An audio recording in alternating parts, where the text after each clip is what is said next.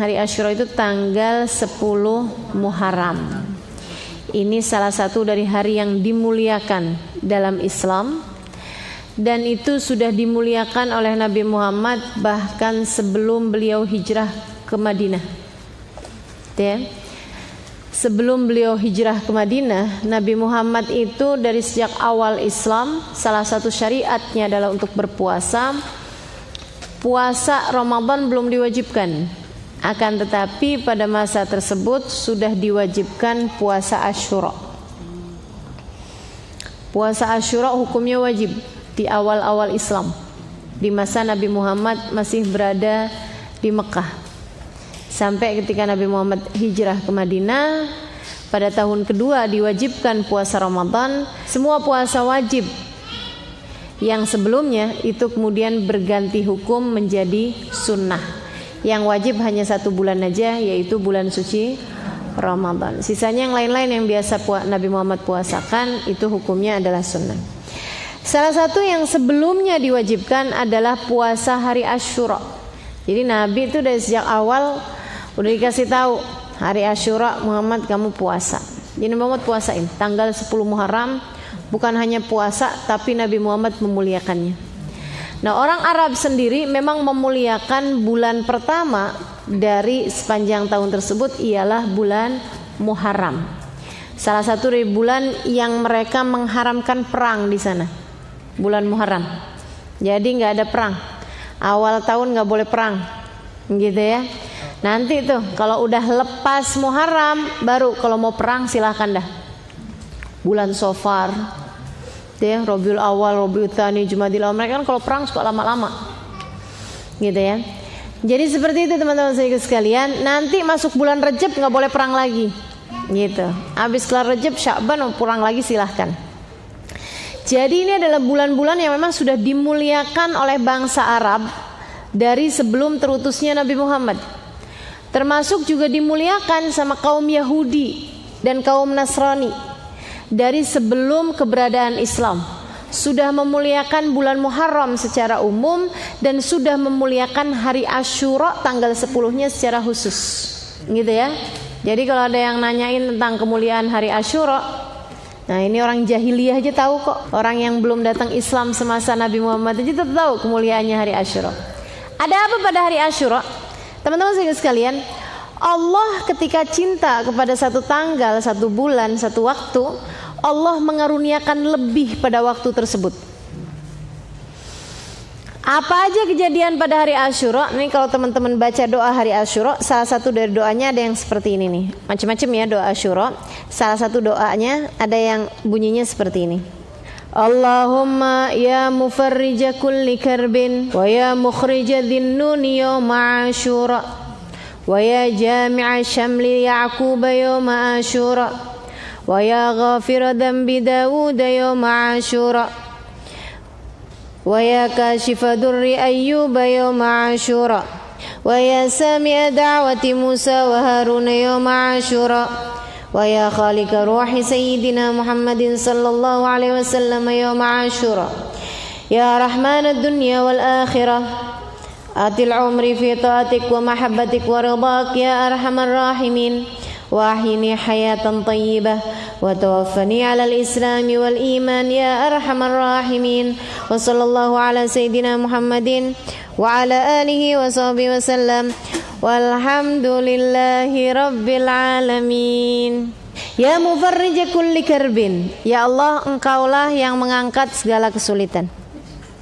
Wa ya mukhrija dhinnun yawma Asyura, ya Allah engkaulah yang mengeluarkan Nabi Yunus dari perut ikan pada hari Asyura. Wa ya jami'a syamli Ya'qub yawma Asyura, ya Allah engkaulah yang mengumpulkan kekuatan Nabi Ya'qub dengan dikembalikannya Nabi Yusuf dan adiknya Benyamin yawma Asyura pada hari Asyura. Ya ghafira dhanbi Dawud yawma Asyura, engkaulah yang menerima taubatnya Nabi Dawud, mengampuni Nabi Dawud pada hari Asyura. Ya kashifa durri Ayyub yawma Asyura, engkaulah ya Allah yang menyingkap penyakitnya Nabi Ayyub pada hari Asyura. Ya Allah, Engkaulah yang mendengar doanya Nabi Musa dan Harun dengan diselamatkannya mereka di Laut Merah dan ditenggelamkannya Fir'aun pada hari tersebut. Ya Khaliq ruha Sayyidina Muhammad sallallahu alaihi wasallam yaum Asyura, ya Allah, Engkaulah yang menciptakan cahayanya Nabi Muhammad pada hari Asyura. Ya Allah, Engkaulah Sang Maha Penyayang dunia dan akhirat. Hidupkan kami dengan penuh berkah sepanjang tahun ini dan matikan kami pula nanti ketika waktunya dalam keadaan berbekal iman dan Islam. Sungguhnya Engkau adalah Zat yang Maha Penyayang. Nah, seperti itu. Itu salah satu dari doa-doa yang kita perlu panjatkan pada hari Asyura. Dari doa ini kita tahu apa aja karunia yang Allah Subhanahu wa taala berikan kepada para nabi-nabinya. Banyak benar ya. Nabi Yunus dikeluarin dari perut ikan pada hari Asyura. Nabi Musa ditenggelamkannya Fir'aun pada hari Asyura. Nabi Yakub dikembalikan keluarganya yaitu Yusuf dan adanya pada hari Asyura. Dan yang akan kita bahas kali ini yaitu Nabi Allah Ayyub alaihissalam yang diangkat penyakitnya juga pada hari Asyura. Saudara sekalian, waktu itu ketika mulia ia akan berulang. Kalau satu waktu mulia, Allah akan menjadikan pengulangan. Kayak misalnya Ramadan. Ramadan mulia, tiap tahun yang namanya Ramadan pasti mulia. Gitu, berulang. Demikian pula dengan hari Asyura ini. Maka Allah Subhanahu wa taala pada hari Asyura menurunkan rahmat dan karunia-Nya yang luar biasa. Jangan sampai kita nggak kebagian. Apa aja yang bisa kita lakukan pada hari tersebut agar bisa dikaruniakan oleh Allah Subhanahu wa taala berbagai macam karunia? Kita perlu berbuat banyak baikan, teman-teman saudaraku sekalian. Dan karunia-Nya berupa apa aja? Macam-macam. Yang ngerasa punya banyak dosa, pada hari itu adalah hari Allah Subhanahu wa taala menerima taubat hamba-hambanya. Bagi yang punya penyakit, pada hari itu adalah hari Allah memberikan kesembuhan kepada para nabi-nabinya. Bagi yang sedang ada masalah, hari itu adalah hari Allah Subhanahu wa taala memberikan jalan keluar bagi para nabi-nabi. Bagi yang sedang dijahatin sama orang, Nabi Musa alaihissalam dan Nabi Harun diselamatkan dari kejahatannya Fir'aun pada hari tersebut. Gitu ya. Bagi yang sedang ada kesumpakan, kesedihan, kegalauan, Allah Subhanahu wa taala mengeluarkan Nabi Yunus dari perut ikan pada hari tersebut. Bagi yang merasa kehilangan, Allah Subhanahu wa taala mengembalikan Nabi Yusuf dengan adiknya pada hari tersebut kepada Nabi Allah Yakub. Maka apa aja dari jenis masalahmu kayaknya sudah dicontohkan semuanya oleh Allah Subhanahu wa taala yang semuanya bisa dikaruniakan pada hari Asyura. Alhamdulillah saya nyampein ini sebelum datangnya hari Asyura. Jadinya kan kita bisa siap-siap nih. Ntar pas datang hari Asyura kita udah tahu apa yang mesti kita kerjain. Gitu ya. Ngapain ntar pada hari Asyura? Hari Asyura tuh hari kapan sih? Asyura dari kata-kata asyarah yang artinya adalah 10. Yang artinya adalah 10. Asyura artinya hari ke-10 dari bulan Muharram. Nah, dari bulan Muharram tuh tinggal dihitung aja tuh hari ke-10-nya. Baik saudaraku sekalian yang saya muliakan, jadi itu hal-hal yang Allah SWT anugerahkan pada hari Asyura. Nah, kita pada hari tersebut puasa. Ini memang dicontohkan oleh Nabi Muhammad alaihissalam. Nabi pada hari Asyura selalu puasa. Tapi di masa terakhir hidup beliau lihat ternyata yang puasa hari Asyura bukan cuma orang Islam. Orang Yahudi Madinah juga ternyata pada puasa. Sama Nabi tegurin, tanyain gitu. Jadi kalian puasa nih hari? Iya. Emang kami puasa wahai Nabi Muhammad. Katanya Nabi Muhammad, kenapa kalian puasa?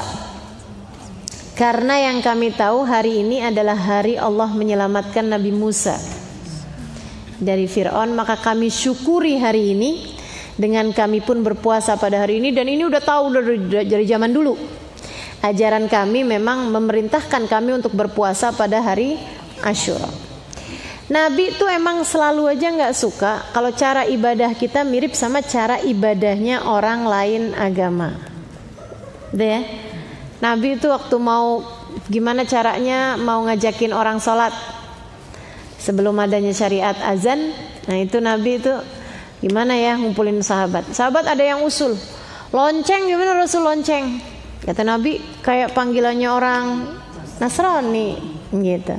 Nah itu Nabi nggak suka. Apa aja dibentuk ritual umat Islam mirip-mirip sama ritualnya orang, maksudnya cara beribadah ya, mirip-mirip sama cara beribadahnya orang non muslim, Nabi nggak suka. Jadi begitu tahu bahwa orang Yahudi pun berpuasa pada hari Asyura, Nabi bilang, "Lau adraktu sanatil atiyah," kepada para sahabatnya tentu saja, "Lau adraktu sanatil atiyah lasumtu mal Asyura at-tasu'a." Kalau umur saya nyampe 4 tahun depan, bukan cuman tanggal 10-nya yang saya mau puasain, tapi tanggal 9-nya. Biar puasa kita nggak sama puasanya Yahudi. Gitu. Saudara sekalian, itu bulan Muharram. So far-nya Nabi Muhammad udah sakit. Bulan Rabiul Awal Nabi Muhammad wafat. Karena ini memang ceritanya di tahun terakhir hidupnya Nabi Muhammad. Nabi nggak sempat puasa tahun depannya. Akan tetapi kita sebagai umatnya, sebagaimana anak yang berbakti kepada orang tua akan melanjutkan niat orang tuanya, maka umat yang berbakti kepada nabinya akan juga melanjutkan niat nabinya. Makanya nanti pas hari Asyura, bukan cuma hari Asyura yang kita puasain, tapi kita mulain dari hari Tasu'a. Teman-teman saudariku sekalian yang saya muliakan, ini mengenai puasanya. Sampai-sampai para ulama bilang, ini ucapannya ulama ya, andai kata kamu gak bisa dapetin puasa Tasu'a, tanggal 9 lagi sakit misal, tanggal 9 masih mens misalnya, masih nifas misalnya, atau lagi bepergian yang tidak memungkinkan untuk berpuasa misal, sehingga kamu baru bisa mulai puasanya tanggal 10 pas hari Asyuranya. Kata para ulama, biar puasamu gak sama puasanya orang Yahudi, puasain tanggal 11-nya. Biar puasanya tuh gak sehari, agar puasa kita gak samaan sama mereka yang bukan muslim. Ibu-ibu, teman-teman, saudari-saudariku sekalian yang saya muliakan, ini bicara tentang puasa. Selain daripada itu, apa aja kebaikan-kebaikan yang bisa kita lakukan pada hari tersebut? Yang disampaikan oleh Nabi Muhammad dalam hadis sahihnya, ini enak nih buat para istri nih, dengarkan dengan baik. Teman-teman pada ini langsung digedein rekamannya nih. Ada hadis yang Nabi Muhammad pada hari Asyura itu berbicara seperti ini. Kata Nabi, "Man wassa ala iyalihi yawma Asyura, wassa Allahu rizqah." Siapa yang meluaskan nafkah bagi keluarganya pada hari Asyura, Allah akan meluaskan nafkahnya. Dalam satu riwayat, Allah akan meluaskan rizkinya sepanjang tahun. Jadi bagi para istri, silahkan sampaikan kepada suaminya, "Bang, pengen rezekinya gampang sepanjang tahun gak bang?" Kata ustazah, kata Rasulullah ya, kata Rasulullah bilangnya seperti itu. Siapa yang kepengen rezekinya diluaskan sepanjang tahun, hendaklah ia menambahkan nafkah bagi keluarganya pada hari Asyura. Kita luaskan nafkah buat anak-anak kita. Jadi ibu-ibu yang biasa ngasih uang jajan anak-anaknya, biasanya 10.000 ya 11.000. Pelit bener, nambahinnya gak niat ya. Iya, seperti itulah, yang biasa 10.000 jadi 100.000, insya Allah ya. Kita biar nyenengin anak-anak kita pada hari tersebut. Karena siapa yang membahagiakan keluarganya, Allah akan membahagiakan dia. Dan pada hari Asyura secara khusus memang Allah Subhanahu wa taala, Nabi Muhammad menyebutkannya di dalam hadis sahih beliau. Sedikit sekalian, selebihnya kita disunahkan untuk menebarkan kebaikan pada hari tersebut. Dari menyantuni anak yatim, kan gitu ya, sampai di negeri kita ini terkenal pada hari Asyura sebagai hari rayanya anak yatim. Lembaran anak yatim, diusap-usap kepalanya anak yatim.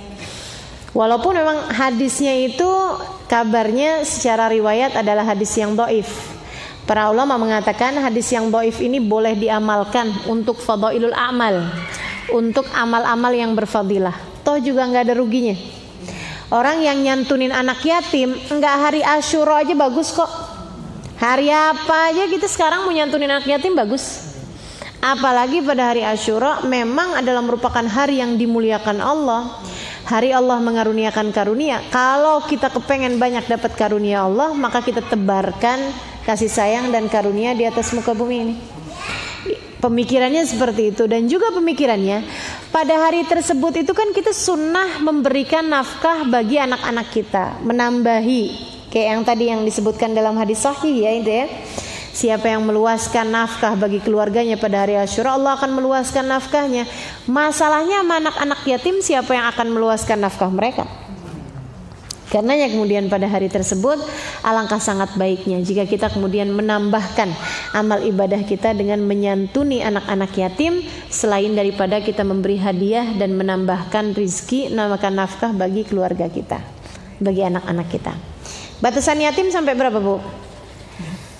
Sampai umur berapa? Lihat-lihat. Untuk urusan santunan atau untuk urusan ngusap kepala? Kalau untuk urusan ngusap kepala sampai balik. Jadi kalau udah laki-laki yatim jenggotan, kumisan, udah nggak boleh lagi diusap-usap kepalanya ya. Kecuali kalau dia anak kita sendiri. Nah itu jadi batasannya adalah sampai dengan balik. Kalau untuk mengusap kepala, memeluk, menunjukkan kasih sayang secara fisik. Akan tetapi kalau untuk menyantuni, maka disebut yatim apabila kalau yang laki-laki sampai dengan dia bekerja, kalau yang perempuan sampai dengan dia menikah. Gitu. Ketika sudah menikah berarti sudah jadi tanggungan orang. Kalau laki-laki berarti sampai dengan dia bekerja, seperti itu untuk urusan santunan. Jadi walaupun misalnya dia udah kuliah gitu ya, atau sekolah SMA, tapi memang belum bekerja, itu gimana? Kita santunin juga? Iya, kita perlu santunin juga. Biayain sekolahnya, biayain keperluan-keperluannya, begitu kan ya? Nah, itu termasuknya adalah menyantuni anak-anak yatim juga, walaupun sudah balik. Nah, kalau urusan itu tadi penunjukan kasih sayang secara fisik itu dengan balik udah nggak lagi. Jadi ibu-ibu nggak bisa datang ke suaminya, bang nggak usah repot-repot bang, ane juga yatim bang, hari Asyura usap kepalanya aja bang. Baik teman-teman sedikit sekalian yang saya muliakan, ini apa yang bisa kita lakukan pada hari Asyura, termasuk juga bersedekah, termasuk juga dengan kita berdoa, termasuk juga dengan kita memperbanyak berzikir pada Allah Subhanahu wa taala. Dan zikiran yang paling pas, zikiran yang paling tepat pada hari Asyura, mengingat karunia yang Allah Subhanahu wa taala berikan dan mengingat segala macam problematika dalam kehidupan, kita kemudian mengucapkan pada hari Asyura tersebut hasbunallah wa ni'mal wakil, ni'mal maula wa ni'man nasir. Cukup bagiku Allah, wa ni'mal wakil, dialah seindah-indah zat yang diserahi, ni'mal maula, dia adalah seindah-indah pemelihara, wa ni'mal wakil, dan merupakan seindah-indah penjaga, seindah-indah wakil, seindah-indah zat yang, wa ni'man nasir, seindah-indah penolong. Hasbunallah wa ni'mal wakil, ni'mal maula wa ni'man nasir. Silakan baca itu zikir tersebut pada hari Asyura sebanyak 70 kali. Gitu ya. Kalau mau lebih gimana? Boleh-boleh aja, bebas. Mau kurang gimana? Jangan kurang dah, 70 udah dikit kan? Gitu ya.